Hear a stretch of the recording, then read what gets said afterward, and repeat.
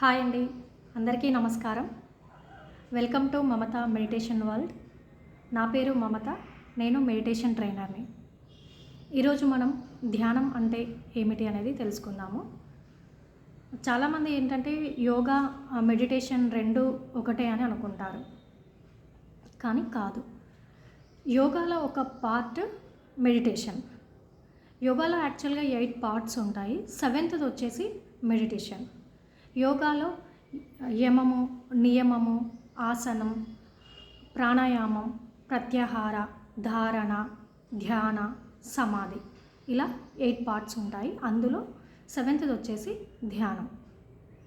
So ఈ ధ్యానం అంటే ఏంటంటే, మనకి యోగశాస్త్ర పితామహుడు పతాంజలి మహర్షి గారు ధ్యానానికి ఒక డెఫినేషన్ ఇచ్చారు. తను ఏం చెప్పారంటే, ధ్యానం ఇతి నిర్విషయం మనః అన్నారు. అంటే మనస్సులో ఎలాంటి ఆలోచనలు లేకుండా ఉండడమే ధ్యానం. మనస్సులో ఎలాంటి విషయాలు లేకుండా ఉండడమే ధ్యానం అని చెప్పారు. సో ఈ డెఫినేషన్కి సూటబుల్ అయ్యేది ఏదైనా ధ్యాన పద్ధతి. మనకి రకరకాల ధ్యాన పద్ధతులు ఉంటాయి. అంటే ఒక మంత్రాన్ని ఉచ్చరించడం కానీ, లేదా ఒక జపాన్ని తీసుకొని చేయడం కానీ, రామ రామ రామ, ఇలా రకరకాల ధ్యాన పద్ధతులు ఉంటాయి. ఊహించుకోవడం కానీ, లేదంటే ఒక జ్యోతిని పెట్టి దాన్ని గమనించడము, భ్రూమధ్యంలో దృష్టి నిలపడము, ఇలా చాలా ధ్యాన పద్ధతులు ఉంటాయి.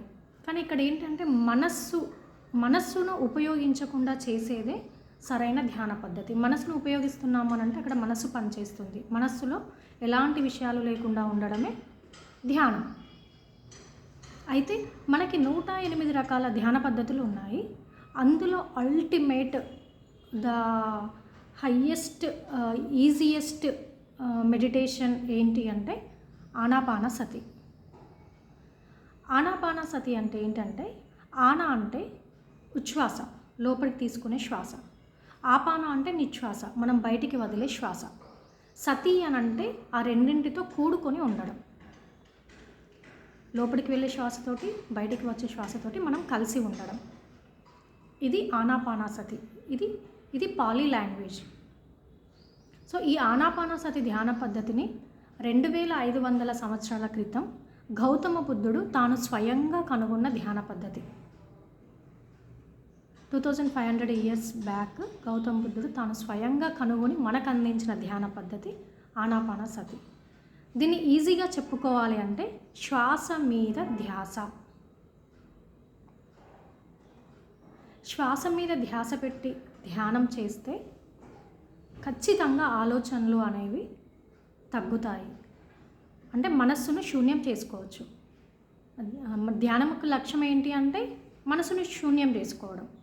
సో శ్వాస మీద ధ్యాన పద్ధతి ద్వారా మనం తొందరగా ఆలోచనలు కంట్రోల్ చేసుకుని ధ్యానంలోకి వెళ్ళొచ్చు, ధ్యాన స్థితిలోకి వెళ్ళొచ్చు. మనకి ఈ ఆనాపానసతి ధ్యాన పద్ధతిలో ఏం జరుగుతుందంటే, మనం ఇంతకుముందు వీడియోలో తెలుసుకున్నాము, ఒక మనిషి యొక్క మైండ్ 24 hours లో 60,000 థాట్స్ చేస్తుందని, ఆలోచనలు చేస్తుందని అనుకున్నాము. సో ఇన్ని ఆలోచనలలో మనస్సు ఎంత చంచలంగా ఉంటుంది. మెయిన్గా మనకున్న ప్రాబ్లమ్స్ని ముందు గుర్తు చేస్తూ ఉంటుంది. సో గందరగోళంగా, మనశ్శాంతి లేకుండా, అన్ని ఆలోచనల ద్వారా మనము మనశ్శాంతి లేకుండా ఉంటాము.